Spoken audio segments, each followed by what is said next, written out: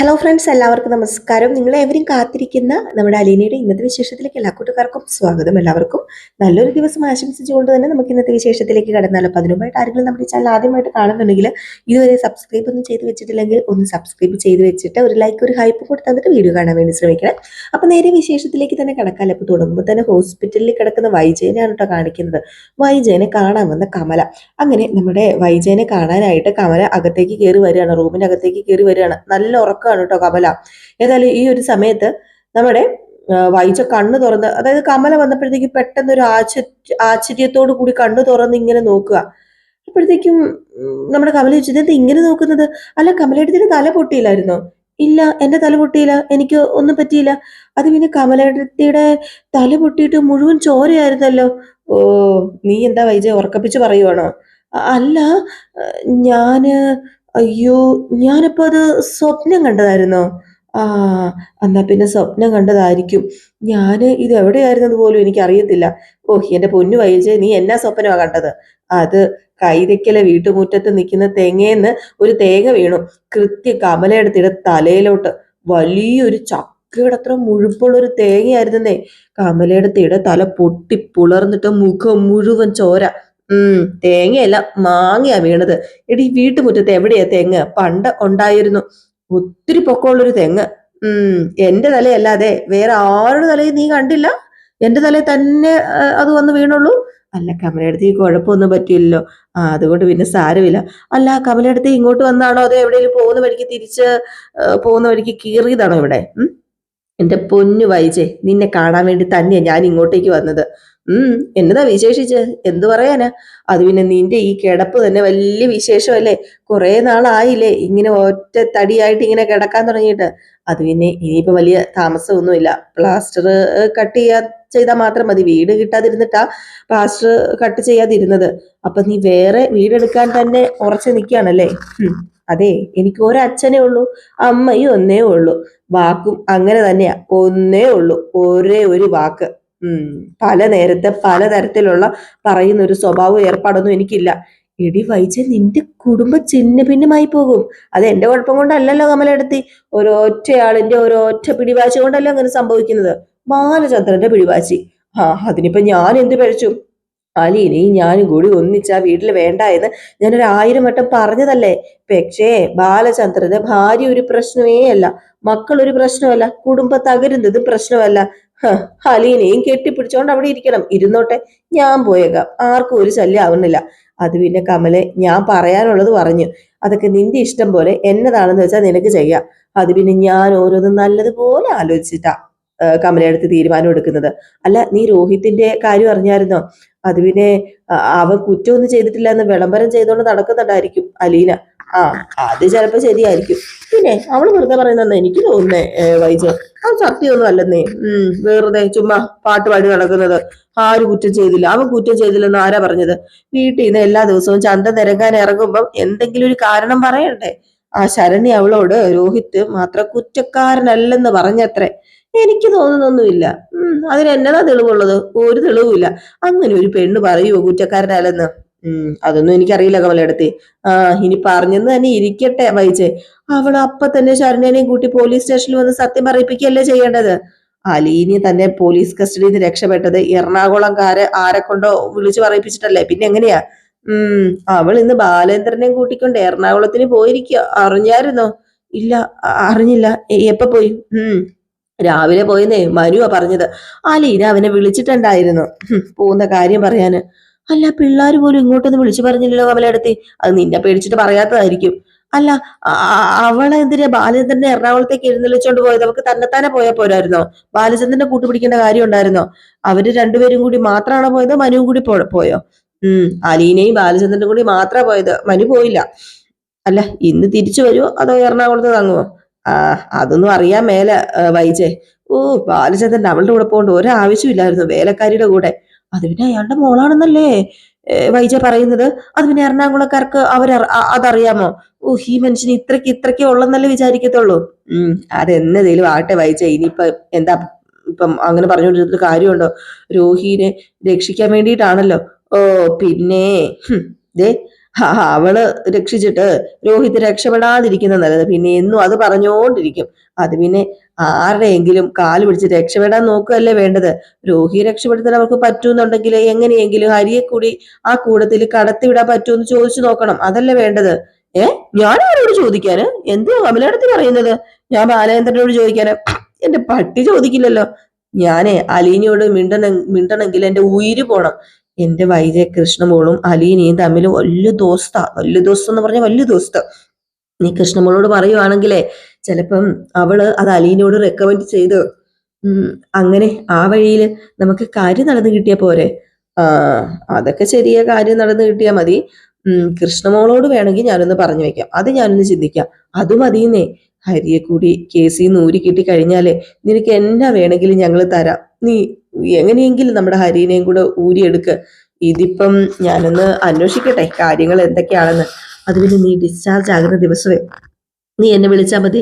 ഞാന് നിന്റെ പുതിയ വാടക വീട്ടിലേക്ക് കൊണ്ടുവിടാം. അല്ല, ശിവേട്ടന് ഒന്ന് പറഞ്ഞാൽ മതിയല്ലോ എന്റെ കാർ എത്രയും പെട്ടെന്ന് പണി തീർത്ത് തരണമെന്ന്. അത് പിന്നെ നിനക്ക് കാർ ഓടിക്കാൻ പറ്റുമോ? ഫിസിയോതെറാപ്പി കഴിയുമ്പോ എല്ലാം ശരിയാവുന്ന ഡോക്ടർ പറഞ്ഞത്. എല്ലാം പെട്ടെന്ന് ഭേദമാകട്ടെ വായിച്ച്, നിന്നെ പഴയതുപോലെ ഉശിരോടുകൂടി കണ്ടാ മതി എന്ന് പറഞ്ഞു ഭയങ്കര സോപ്പിംഗ് ആണ് കേട്ടോ നമ്മുടെ കമല. ഇനിയിപ്പൊ ഹരീനെ ഇറക്കാന് ഉള്ള കാലും കൈയും പിടിപ്പാണത് കൃഷ്ണമോളെ കൊണ്ട് ജയിപ്പിക്കാൻ വേണ്ടി. ഏതായാലും ഈ സീൻ കഴിഞ്ഞ് പിന്നെ കാണിക്കുന്ന സീൻ എന്ന് പറഞ്ഞിട്ടുണ്ടെങ്കിൽ നമ്മുടെ ബാലചന്ദ്രനും അലീനയും കൂടെ നേരെ ബാലചന്ദ്രനും അലീനയല്ല സോറി നമ്മുടെ എറണാകുളം വീട്ടിലേക്ക്, ഗ്രേസിയുടെ മാമച്ചന്റെയും വീട്ടിലേക്ക് കുരിയച്ചൻ എത്തുകയാണ് കേട്ടോ. അപ്പൊ കുരിയച്ചൻ വരാന്ന് പറഞ്ഞായിരുന്നല്ലോ. അങ്ങനെ കുരിയച്ചൻ അവരുടെ വീട്ടിലേക്ക് വരികയാണ്. ഇവരെല്ലാവരും കുരിയച്ചനെ നോക്കിയിരിക്കുകയാണല്ലോ. കുരിയച്ചൻ വരുന്നത് കാത്തിരിക്കുകയാണ്. കുരിയച്ചനെ കണ്ടത് മാമച്ചൻ, എന്റെ പൊന്നു കുരിയച്ചായ വന്നതിൽ ഒത്തിരി സന്തോഷം കേട്ടോ. അല്ല, എന്താ കേസ്? അന്നത്തെ കേസ് തന്നെയാണോ? അതിന്റെ ബാക്കിയാണെന്നേ. ബാ പറയാ, കേറി ബാ എന്ന് പറഞ്ഞുകൊണ്ട് കുരിയച്ചനെ അകത്തേക്ക് കൊണ്ടുപോവാണ് കേട്ടോ. നമ്മുടെ ബാലചന്ദ്രൻ ഒരു നിസ്സഹായ അവസ്ഥയിൽ അവിടെ നിപ്പുണ്ട്. അങ്ങനെ ബാലചന്ദ്രന് ആ ഒരു ദയനീയാവസ്ഥ വല്ലാത്തൊരവസ്ഥയാണ് കേട്ടോ. അങ്ങനെ ബാലചന്ദ്രനും അകത്തേക്ക് കയറി ചെന്നു. നമ്മുടെ കുരിയച്ചനെ കണ്ടു. അപ്പൊ എല്ലാവരും കൂടെ അകത്തിങ്ങനെ ഇരിക്കുകയാണ്. അങ്ങനെ കുരിയച്ചായനോട് പറയാണ്, അത് പിന്നെ ഇദ്ദേഹം ബാലചന്ദ്ര മേനോൻ പാലായിലെ വലിയൊരു ബിസിനസ്സുകാരനൊക്കെയാണ് കേട്ടോ. ജ്വല്ലറി, ടെക്സ്റ്റൈൽസ്, ഹാർഡ്വെയർസ്, ഇതിന്റെ എല്ലാത്തിന്റെ ഷോപ്പുകൾ സ്വന്തമായിട്ട് നമ്മുടെ ബാലചന്ദ്രനുണ്ട്. അങ്ങനെ നമ്മുടെ ബാലചന്ദ്രനെ ഇങ്ങനെ നോക്കിയിട്ട് കുരിയച്ചൻ പറഞ്ഞു, എവിടെയോ വെച്ച് കണ്ടു പരിചയമുള്ള പോലെ. അത് പിന്നെ പാലയിൽ വെച്ച് ഉണ്ടായിരിക്കും സാറേ. എന്റെ ജ്വല്ലറിയിൽ വരികയോ മറ്റോ. കുറെ പ്രാവശ്യം വന്നിട്ടുണ്ട്. എന്റെ വൈഫിന്റെ അനിയത്തിയെ പാലായിലെ കെട്ടിച്ചിരിക്കുന്നത്, തുണ്ടത്തിലെ. ഓ, തുണ്ടത്തിൽ. ആ അറിയാം. അത് വലിയ ഫാമിലി ആണല്ലോ. അവരെന്റെ കടയിൽ വന്ന് സ്വർണവും ജൗളിയൊക്കെ എടുക്കാറുണ്ട്. അപ്പൊ നിങ്ങൾ തമ്മിൽ പരിചയക്കാരാണല്ലേ? അല്ല, എന്നാ പിന്നെ ഞാൻ ഇനിയിപ്പോ പരിചയപ്പെടുത്തേണ്ട കാര്യമില്ലല്ലോ. അലീനയുടെ പ്രശ്നത്തിലെ വേണ്ടപടി ഇടപെട്ടത് കുരിയച്ചനാ കേട്ടോ ബാലചന്ദ്ര. എന്നോട് പറഞ്ഞായിരുന്നു. അപ്പൊ ഞാൻ ഹോസ്പിറ്റലിൽ അഡ്മിറ്റ് ആയിരുന്നു. നിങ്ങൾ നിന്ന് സംസാരിക്കാതെ ഇരിക്കു കുരിയച്ച എന്ന് നമ്മുടെ മാമച്ചൻ.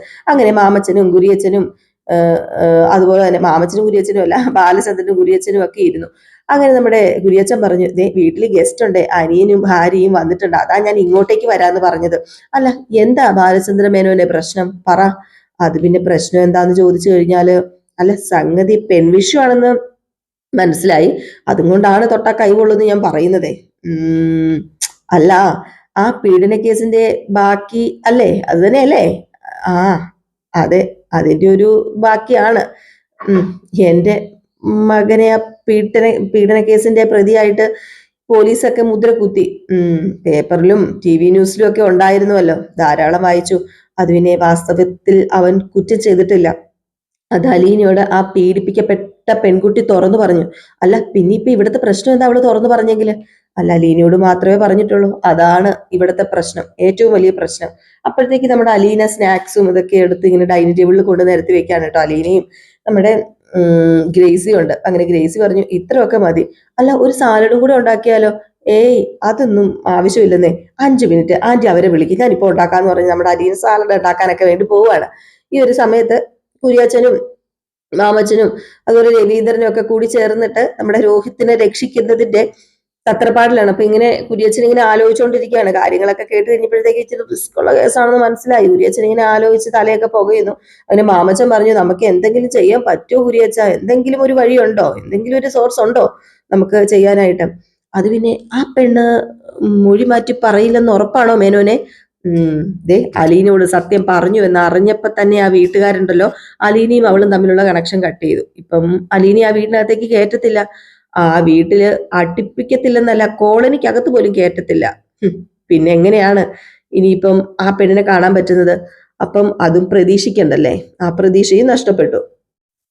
ഈ സമയത്ത് നമ്മുടെ ഗ്രേസ് വരികയാണ്. ഗ്രേസ് വന്നിട്ട് പറഞ്ഞു, അത് പിന്നെ നിങ്ങൾ ഇവിടെ സംസാരിച്ചിരുന്നാൽ മാത്രം മതിയോ, ദേ വന്നേ ചായ കുടിച്ചേ എന്ന് പറഞ്ഞുകൊണ്ട് ഡൈനിങ് ടേബിളിന്റെ റൂമിലേക്ക് വിളിക്കുകയാണ് കേട്ടോ. അപ്പൊ അവിടെ എല്ലാം ഒരുക്കി സെറ്റാക്കി വെച്ചേക്കാണ്. പിന്നെ കുരിയച്ചനും മാമച്ചനും നമ്മുടെ ബാലചന്ദ്രനും ഒക്കെ വന്ന് ഡൈനിങ് ടേബിളിന്റെ അവിടെ ഇരുന്നു. എന്നിട്ട് അവര് ഭക്ഷണമൊക്കെ കഴിക്കാൻ തുടങ്ങി. ഭക്ഷണം എന്ന് പറഞ്ഞിട്ടുണ്ടെങ്കിൽ സ്നാക്സും കാര്യങ്ങളൊക്കെയാണ്, ചായയൊക്കെ കുടിക്കാൻ തുടങ്ങി. അപ്പോഴാണ് അലീന വന്നത്. അലീന വന്ന ഉടനെ ദേ അലീന ഇങ്ങോട്ട് വന്നേന്ന് പറഞ്ഞ് ഗ്രേസ് പിടിച്ചിട്ട്, ദേ ഇതാട്ടോ അലീന, അന്ന് കുരിയച്ചനില്ലേ ജോബിച്ചനെ ഈ മീരനെയൊക്കെ വീട്ടിൽ വിളിച്ചു വരുത്തിയില്ലേ, ഇവക്ക് വേണ്ടിയാന്നേ, ഇവക്ക് വേണ്ടി സംസാരിക്കാനാ. ആ അതിന് ഫലം ഉണ്ടായല്ലോ അല്ലേ? ഫലം ഉണ്ടായി, താങ്ക് യു സാറേ. ഡിവൈഎസ്പി സാറേ നേരിട്ട് പോലീസ് സ്റ്റേഷനിൽ വന്നിട്ട് SIയോട് എന്നോട് വീട്ടിൽ കൊണ്ടുപോയി വിടാൻ പറഞ്ഞു. നമ്മൾ ഒരു കാര്യമേറ്റ അങ്ങനെയാണെന്നേ. ഡിവൈഎസ്പിയുടെ മോളെയാ എന്റെ മകൻ കെട്ടിയിരിക്കുന്നത്. നല്ല കൊച്ചാന്നേ, നല്ല പെങ്കൊച്ച. അപ്പോഴത്തേക്ക് അലീന പറഞ്ഞു, നല്ല പെങ്കൊച്ചാണെന്നും അതുപോലെ എല്ലാ കാര്യങ്ങളും പറഞ്ഞായിരുന്നു. അല്ല കൊച്ച, ഞാനൊരു കാര്യം ചോദിക്കട്ടെ? അലീനെ, ആ പെങ്കൊച്ച് സത്യം പറഞ്ഞു എന്ന് പറഞ്ഞത് നല്ലതാണോ, അല്ല ശരിയാണോ? അതോ ഇനിയിപ്പം വെറുതെ നമ്പർ ഇട്ട് നോക്കിയതാണോ? ഏയ്, അവള് വെറുതെ പറഞ്ഞൊന്നുമല്ല, കുറ്റബോധം കൊണ്ട് പറഞ്ഞതാ. അല്ല എന്നാ പിന്നെ ആ കുറ്റബോധം കോടതി പോയി കാണിക്കാൻ പാടില്ലേ എന്ന് ചോദിച്ചില്ലേ? അത് പിന്നെ ഞാൻ അതിനുവേണ്ടി പോയ ആളല്ലല്ലോ സാറേ. അവൾക്ക് എന്നോടൊരു ബഹുമാനമുണ്ട്, അവൾക്ക് എന്നോടൊരു അധികാരമുണ്ട്, ഒരു സ്നേഹമുണ്ട്. അവളുടെ അച്ഛനമ്മമാരോടോ കൂടപ്പിറപ്പുകളോടോ ഒക്കെ ഉള്ളതിലും അത് അത് ഒത്തിരി കൂടുതലാണ് എനിക്കുള്ളത്. അത് ഞാൻ തകർക്കാൻ പാടില്ലല്ലോ. എന്നോടുള്ളൊരു വിശ്വാസം ഉണ്ടല്ലോ, അതും തകർക്കാൻ പാടില്ലല്ലോ ഞാനും. അപ്പൊ ഗ്രേസി പറഞ്ഞു, അത് അലീന പറഞ്ഞത് ശരിയാ കുരിയച്ച. അപ്പം ഇനി പോലീസ് വിചാരിച്ചാൽ മാത്രമേ കാര്യങ്ങളൊക്കെ നടന്നു കിട്ടത്തുള്ളൂ അല്ലേ? കാര്യങ്ങളൊക്കെ നടക്കണേ പോലീസ് തന്നെ വിചാരിക്കണം. അത് പിന്നെ ഞാൻ കുറെ ആലോചിച്ചതാ കുരിയച്ച, അത് ആലോചിച്ചിട്ട് വേറെ വഴിയൊന്നും കാണുന്നില്ല. അപ്പൊ മാമച്ചൻ പറഞ്ഞു, നിങ്ങളിപ്പൊ ചായ കുടിക്കുക, ഇതൊക്കെ നിങ്ങൾക്ക് കഴിക്കാൻ വേണ്ടിയാ. ഡയബറ്റിക് പേഷ്യന്റിന്റെ വീടായതുകൊണ്ട് മധുരം ഉള്ളതൊന്നും ഇവിടെ ഉണ്ടാവില്ല. ഏ വാങ്ങിച്ചു വെച്ചാലേ എടുത്ത് കട്ട് തിന്നും കുരിയച്ച എന്ന് ഗ്രേസി. അപ്പം ചോദിച്ചു, വേറെ ആരും അല്ലാട്ടോ, ഞങ്ങള് തന്നെയാ കട്ട് തിന്നുന്നത്. രേവതിക്കുട്ടി വഴക്കും പറയും. നിങ്ങൾ ചായ കുടിക്കുക എന്ന് പറഞ്ഞ് നമ്മുടെ മാമച്ചനും ചായ കുടിക്കാനൊക്കെ എല്ലാരെയും നിർബന്ധിക്കുന്ന അവർ ചായ ഒക്കെ കുടിക്കുന്നു. അപ്പോഴത്തേക്ക് ജോബിച്ചനെ ഒന്ന് വിളിക്കട്ടെ എന്ന് പറഞ്ഞുകൊണ്ട് നമ്മുടെ കുരിയച്ചൻ ജോബിച്ചനെ വിളിക്കുകയാണ്. അങ്ങനെ ജോബിച്ചനെ വിളിക്കുന്നു. ജോബിച്ചനെ വിളിച്ചിട്ട്, ഹലോ മോനെ, നീ ഓഫീസിലാണോ? അതെ പപ്പ, ഞാൻ ഓഫീസിലാ. പപ്പ എന്താ വിളിച്ചത്? അത് പിന്നെ ഒരു അത്യാവശ്യ കാര്യം ഉണ്ടായിരുന്നല്ലോ മോനെ, അതാ ഞാൻ വിളിച്ചത്. എന്നതാ അച്ഛാ, പറഞ്ഞോ അച്ഛാ. അത് പിന്നെ ഞാനേ ഇപ്പൊ പാലാരി വട്ടത്തെ മാമച്ചന്റെ ഗ്രേസിയമ്മയുടെ അടുത്തേക്ക് വന്നിരിക്കുക. മാമച്ചനും ഗ്രേസിയമ്മയോ? മാമച്ചനും ഗ്രേസിയമ്മയും? അതെ, നിനക്ക് മനസ്സിലായില്ലേ? നമ്മുടെ മാമച്ചനും ഗ്രേസിയമ്മയും ഒരു സഹായം അവര് ചോദിക്കുമ്പം എനിക്ക് ചെയ്തു കൊടുക്കാതിരിക്കാൻ പറ്റുമോ? പപ്പ കാര്യം പറ പപ്പ. അത് പിന്നെ നിന്റെ അടുത്ത് മീരയുണ്ടോ? ഇല്ലില്ല, അവള് വീട്ടിലാ, ഇന്ന് പോകുന്നില്ല, കൊച്ചിന് പനിയാ. ഞാൻ പറയുന്ന കാര്യം നീ ശ്രദ്ധിച്ച് വ്യക്തമായിട്ട് കേൾക്കണം. നിന്റെ ഫാദറിലോ ഇടപെട്ടൊരു കേസായിരുന്നേ, ഞാൻ വിശദമായിട്ട് പറയാന്ന് പറഞ്ഞുകൊണ്ട് അവിടെ ഇരുന്ന് നമ്മുടെ കുരിയച്ചൻ അങ്ങ് എണീറ്റ് പോവുകയാണ് സംസാരിക്കാനായിട്ട് കേട്ടോ. സംസാരിച്ചൊക്കെ പോകുന്നുണ്ട്. ഇവരൊക്കെ ഒരുമാതിരി എന്താ പറയുന്നത്, നല്ലൊരു മനസാക്ഷിയുള്ള മനുഷ്യരായതുകൊണ്ട് ഏകദേശം കാര്യങ്ങളൊക്കെ സാധിച്ചെടുക്കാൻ പറ്റും. ഏതായാലും കുരിയച്ചൻ ഫോണും കൊണ്ട് അങ്ങ് എണീറ്റ് പോയപ്പോൾ മുതലേ നമ്മുടെ ബാലചന്ദ്രന്റെ ടെൻഷൻ കയറിയിട്ട് എന്താവുന്നൊന്നും അറിയത്തില്ലല്ലോ. അങ്ങനെ സംസാരിച്ച് നമ്മുടെ കുരിയച്ചൻ പതുക്കെ ഇങ്ങനെ വന്നവിടെ ഇരുന്നിട്ട്, അതെ ഞങ്ങൾ അങ്ങോട്ട് വരാൻ കേട്ടോ. Okay okay okay. ഏതായാലും ഉച്ച കഴിഞ്ഞ് ലീവ് എടുത്തോ, അത് പ്രശ്നമുള്ള കേസല്ലല്ലോ. ദേ ആയിക്കോട്ടെ, ഞങ്ങൾ വീട്ടിൽ ചെന്ന് ചോറ് കൊണ്ടിട്ട് അങ്ങോട്ടേക്ക് വരും. കട്ട് ചെയ്യുവാണേ എന്ന് പറഞ്ഞു കുരിയച്ചൻ ഫോണും കട്ട് ചെയ്തു കേട്ടോ. ആരെയാണോ വിളിച്ചത്, മകനെ തന്നെയാണോ എന്ന് അറിയത്തില്ല. ആദ്യം മകനെയായിരുന്നു വിളിച്ചത്, അപ്പൊ മകനെ തന്നെയാന്ന് തോന്നുന്നു. അപ്പൊ നമ്മുടെ കുരിയച്ചൻ പറഞ്ഞു, ഇതേ നമുക്ക് ഒരു കാര്യം ചെയ്യാം, ജോബിയുടെ അടുത്തേക്ക് ചെല്ലാം, അവൻ ഉച്ച കഴിഞ്ഞ് ലീവ് എടുത്തോളും. അതിരമ്പുഴയ്ക്ക് പോകാന്നാ ഞാൻ പറഞ്ഞത്. ഫോണിൽ കൂടെ പറഞ്ഞു, ഇതൊന്നും ശരിയാവത്തില്ല, പീഡന കേസല്ലേ. മീര ലീവ് എടുക്കൂലോ ഉച്ച കഴിയുമ്പം, അവളെ കൊണ്ട് നമുക്ക് ഡിവൈഎസ്പിയോട് പറയിപ്പിക്കാന്നേ. പെണ്ണുങ്ങൾക്ക് ഭയങ്കര വെറുപ്പുള്ള കേസല്ലേ ഇങ്ങനെയുള്ള കാര്യങ്ങളൊക്കെ. അതാണ് ഞാൻ പറഞ്ഞത്, നേരിട്ട് സംസാരിക്കാന്ന്. അത് പിന്നെ ഉടനെ പോണോ, ചോറിട്ട് പോയാ പോരെ? ഇപ്പൊ മണി 12:30. ദേ കുറവനങ്ങാട്ടായി ചെല്ലുമ്പോ 1:30 അവിടെ നല്ല ഒന്നാം തരം പോത്ത് ഫ്രൈ, തേങ്ങാക്കൊത്തിട്ട് വെച്ച് പറ്റിച്ചതും കരിമീൻ പൊള്ളിച്ചതും അതുപോലെ തന്നെ ഒരുപാട് സ്പെഷ്യലൊക്കെ ഉണ്ട്. അനിയൻ ജന്മനിന്ന് വന്നതിന്റെ ആഘോഷാണേ ആ ഊണേ. പിന്നെ കിട്ടത്തില്ല, അത് അന്നേ കിട്ടത്തുള്ളൂ. നമുക്ക് ഇറങ്ങിയാലോ? അപ്പോഴത്തേക്കും നമ്മുടെ ബാലചന്ദ്രൻ പറഞ്ഞു, ആ ഇറങ്ങാമെന്ന് പറഞ്ഞപ്പോഴത്തേക്കും പെട്ടെന്ന് മാമച്ചൻ ഇപ്പൊ തന്നെയോ? അല്ല, ഇതൊന്നും വെച്ച് നീട്ടണ്ടെന്നേ, അപ്പൊ തന്നെ കാര്യങ്ങളൊക്കെ മുന്നോട്ടേക്ക് നീക്കണം. നമ്മുടെ ബാലചന്ദ്രൻ റെഡിയാണ് കേട്ടോ ഇറങ്ങാനായിട്ട്. എങ്ങനെയെങ്കിലും മകനെ ഒന്ന് പോലീസ് സ്റ്റേഷൻ അല്ലെങ്കിൽ ജയിലിൽ നിന്ന് ഇറക്കിയാൽ മതിയല്ലോ. അതുകൊണ്ടാണ് നമ്മുടെ ബാലചന്ദ്രൻ റെഡിയാന്ന് പറയുന്നത്. ഏതായാലും ഈ സമയത്ത് എന്നാ പിന്നെ സമയം കളയേണ്ട, പോകാന്ന് പറയാണ്. അപ്പൊ നമ്മുടെ അലീനയോട് ഗ്രേസി പറഞ്ഞു, രേവതിക്കുട്ടി വരുമ്പോ ഞാൻ എന്നാ പറയണോ അലീനെ? അത് പിന്നെ പെട്ടെന്ന് പോയി എന്ന് പറഞ്ഞാൽ മതി. അല്ലെങ്കിൽ വേണ്ട, ഞാൻ അവളെ ഫോൺ വിളിച്ച് പറഞ്ഞോളാം ഗ്രേസി ആന്റി എന്ന് പറഞ്ഞു. എല്ലാ കാര്യങ്ങളും സെറ്റ് ആക്കുകയാണ്. സെറ്റാക്കി വെച്ചിട്ട് നമ്മുടെ രോഹിത്തിനെ എങ്ങനെയെങ്കിലും പുറത്തിറക്കിക്കൊണ്ട് വരണം. ഏതെങ്കിലും ഇറങ്ങാൻ തുടങ്ങിയപ്പോഴത്തേക്കും നമ്മുടെ ബാലചന്ദ്രൻ പറഞ്ഞു, എന്നാ പിന്നെ മാമച്ചൻ ഞങ്ങൾ ഇറങ്ങിക്കോട്ടെ എന്ന്. അപ്പോഴത്തേക്കും ഗ്രേസി പറഞ്ഞു, ഇനിയിപ്പോ നിങ്ങൾ ഇവിടെ നിന്നിട്ട് പ്രത്യേകിച്ച് കാര്യമില്ലല്ലോ, നിങ്ങൾ ഇറങ്ങിക്കോ, ഈ സഹായം മറക്കരുത് കേട്ടോ എന്ന് പറഞ്ഞപ്പോഴത്തേക്കും, എന്റെ പൊന്നോ മറക്കാനോ? അങ്ങനെ മറക്കാൻ പറ്റുമോ? അതെ, ഞങ്ങള് അലീനെ ഓർത്തിട്ടാ ഇതൊക്കെ ചെയ്യുന്നത്. ആ സ്നേഹം അലീനയോട് കാണിച്ചാൽ മാത്രം മതി. അതെനിക്ക് അറിയാന്നേ. എന്നാ പിന്നെ ഞങ്ങൾ പൊക്കോട്ടെ മാമച്ച, അത് പിന്നെ ഗ്രേസി പോവാട്ടോ എന്ന് പറഞ്ഞുകൊണ്ട് ഇവര് യാത്രയൊക്കെ പറഞ്ഞ് ഇറങ്ങുകയാണ്. നമ്മുടെ കുരിയച്ചനും അലീനയും ബാലചന്ദ്രനും മാത്രമാണ് കേട്ടോ കുരിയച്ചന്റെ വീട്ടിലേക്ക് പോകുന്നത്. അലീനയും ബാലചന്ദ്രനും അങ്ങ് ഇറങ്ങിയപ്പോഴത്തേക്കും നമ്മുടെ ഗ്രേസി പറയും, അത് പിന്നെ പറ്റുന്ന എന്തെങ്കിലുമൊക്കെ ചെയ്തു കൊടുക്കണേ. ആ ചെറുക്കൻ തെറ്റുകാരനില്ലെന്ന് അലീന പറഞ്ഞതുകൊണ്ടാ. അല്ലെങ്കിൽ പിന്നെ ഇതുപോലത്തെ കേസ് നിശ്ചയം ഞാൻ ബുദ്ധിമുട്ടിക്കത്തില്ല. അത് പിന്നെ നീ പ്രത്യേകിച്ച് പറയണോ? എനിക്കറിയത്തില്ലേ, ഇതിനെന്തൊക്കെയോ സത്യാവസ്ഥ ഉണ്ടെന്ന് മനസ്സിലായി. അതുകൊണ്ടാ ഞാനും സത്യം പറഞ്ഞു കഴിഞ്ഞിട്ടുണ്ടെങ്കിൽ എല്ലാത്തിനും കൂട്ടു നിൽക്കുന്നത്. ഏതായാലും അവര് യാത്രയൊക്കെ പറഞ്ഞു പോയി 3 പേരും. പിന്നെ കാണിക്കുന്ന സീൻ എന്ന് പറഞ്ഞു കഴിഞ്ഞിട്ടുണ്ടെങ്കിൽ നമ്മുടെ വൈജയനാണ്. അപ്പം വൈജയുടെ അടുത്തേക്ക് നമ്മുടെ വൈജയുടെ പുന്നാര മോള് ബബിത വരുവാണ് കേട്ടോ. അങ്ങനെ ബബിത വന്നു, അമ്മ ഉറങ്ങുമായിരുന്നു, അമ്മയെന്നും പറഞ്ഞ് വിളിച്ചു. അപ്പോഴത്തേക്കും നമ്മുടെ വൈജ ഒരു നോട്ടം അങ്ങ് നോക്കി കേട്ടോ. വല്ലാത്ത നോട്ടം എന്ന് പറഞ്ഞാൽ വല്ലാത്തൊരു നോട്ടം. വേറെ ഒന്നും കൊണ്ടും അല്ല, എപ്പോഴും വരാറൊന്നും ഇല്ലല്ലോ. ഇടയ്ക്കിനും മുട്ടിനും ആടിനും ചങ്കരാന്തിക്കുമാണ് തള്ളേനെ കാണാനായിട്ടെന്ന് ഹോസ്പിറ്റലിലേക്ക് ചെല്ലുന്നത്. അങ്ങനെ വൈജനെ നോക്കിയതും വൈജ നോക്കിയതും ബബിത ചോദിച്ചു, ഇതെന്താ എന്നെ കാണാൻ വയ്യേ, എന്നെ ഇങ്ങനെ നോക്കുന്നത്? അത് പിന്നെ ഞാന് ബബിതയാ. കുബുതിയാ, നീ പോകുന്നുണ്ടോ? ഇതെന്താ അമ്മ എന്നോട് ദേഷ്യം? മനസ്സിലായില്ല എന്നാ ദേഷ്യം നിനക്ക്? ഇല്ല, മനസ്സിലായില്ല, ഞാൻ എന്നെ തെറ്റ് ചെയ്തു.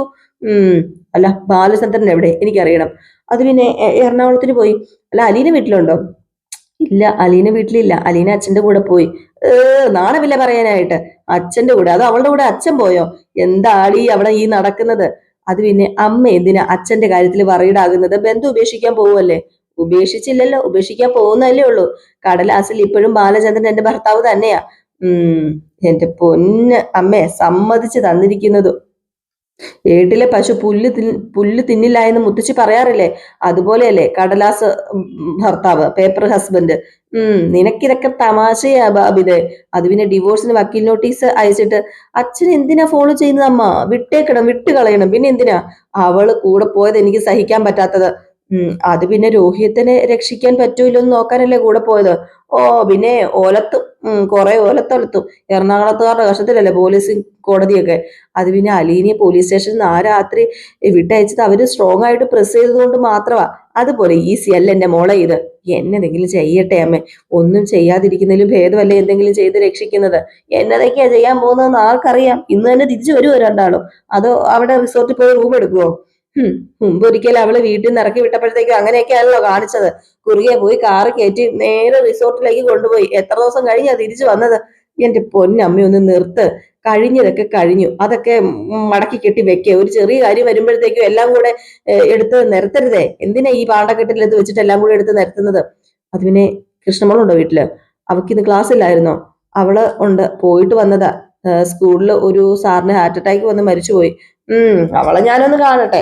അവക്കെങ്കിലും എന്നോടൊന്ന് ഫോൺ ചെയ്ത് പറയായിരുന്നല്ലോ അലീന ബാലചന്ദ്രനോടൊപ്പം പോയെന്ന്. എന്റെ വീട്ടിൽ നടക്കുന്ന കാര്യങ്ങൾ വല്ലവരും പറഞ്ഞിട്ട് വേണ്ടോ ഞാൻ അറിയാനായിട്ട്? അമ്മ ആ വീട് മനസ്സുകൊണ്ട് ഉപേക്ഷിച്ചില്ലേ ഇതുവരെ? ഉപേക്ഷിക്കാനൊക്കെ തീരുമാനിച്ചു, ശരിയാണ്. എനിക്ക് കുറച്ച് വിഷമമുണ്ട്, അറിയുവോ? ദേ, ഞാനും കൂടി ചേർന്ന് പണിത വീടാ അത്. ഓ, അമ്മ പണി ചെയ്തെന്നോ? ദേ അമ്മ ചുമ്മാ തള്ളല്ലേ. എന്റെ പൊന്നെ, എന്റെ ബുദ്ധി, എന്റെ പ്ലാനും ഒക്കെ അതിലുണ്ടെന്നാണ് ഞാൻ ഉദ്ദേശിച്ചത്. ബെസ്റ്റ്. ഭയങ്കര പാർട്ണർഷിപ്പാ, സമ്മതിച്ചു. എനിക്കിനി അത് വേണ്ട, അവളെടുത്തോട്ടെ. അവൾ എടുക്കുവോ, കൊണ്ടുപോയി തൊലയ്ക്കോ, എന്താണെന്ന് വെച്ചാൽ ചെയ്തോട്ടെ. പക്ഷെ അധികം നാൾ അവിടെ കിടന്ന് അവള് സുഖിക്കത്തില്ല. എന്റെ പ്രാക്കുണ്ട് അവക്ക്. അവിടെ തലയ്ക്ക് മേലെ നോക്കിക്കോ, ഞാൻ പ്രാഗ് വിട്ട കേസാ അത് എന്ന്. ഏതായാലും ഇത്രയും പറഞ്ഞിട്ട് നമ്മുടെ വൈജ കിടക്കുകയാണ്. അപ്പൊ ഈ ഒരു സീൻ കാണിച്ചിട്ടാണ് ഇന്നത്തെ വിശേഷം അവസാനിക്കുന്നത്. അതിൽ കാത്തിരുന്ന് തന്നെ കാണാം അലീനയും നമ്മുടെ ബാലചന്ദ്രനോട് പോയ കാര്യങ്ങളൊക്കെ നടക്കുമോ എന്നൊക്കെ. അപ്പൊ എല്ലാവരും കാത്തിരിക്കുക അടുത്ത വിശേഷത്തിനായിട്ട്. അടുത്ത വിശേഷവുമായിട്ട് വരുന്നവരെ എല്ലാവർക്കും ടാറ്റാ, ബൈ ബൈ.